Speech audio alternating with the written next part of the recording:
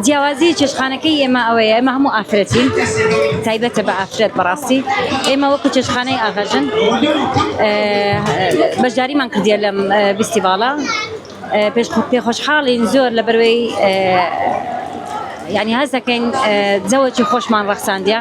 هەم لە بۆ خەڵکەکە و هەم لە بۆ خۆشمان جیاوازی چێشخانەکەی ئێمە ئەوەیە ئێمە هەموو ئافرەتین تایبەتە بە ئافرەت بەڕاستی بە خۆم خاوەنی چێشخانەکەم چەند ئافرەتە تشلەکنم کار دەکات نەخێر ناوەڵا دوو بووکەی خۆم لە گەرمە بەس ئەوانتکە هەر هەمووی بێگانەیە بەڕاستی زۆر خۆشحاڵم کە بتوانم شتێک بکەم دڵی چەند کەسێک پێخۆش یعنی پێخۆش بکەم ئێستا حالیان چەند تقریبا 4-5 ئافرەت لەلا من یعنی گوزەرانی ژیانیان لەسەر ئەم ئیشەیە وەڵام ئەمڕۆ زیاتر لە 10 خواردنە بەڵێ شفتەیە بۆرەکە کوبەیە دۆڵمەی سپیە دۆڵمەی سۆرە دۆخەوایە کفتەی سۆر برنج بریانی خۆزی مریشک برنجی کوردیە برنجی احتیاجیە هەمووی ئەوانەمەدانا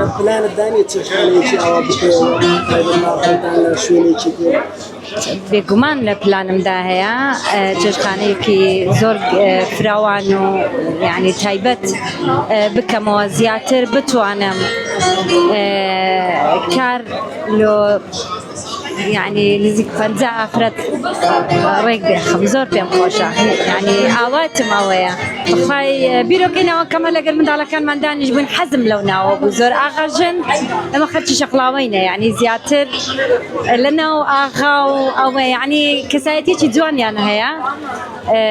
یعنی ویستم چێشخانەکەم نازانم ناوەکی تایبەتی هەبوو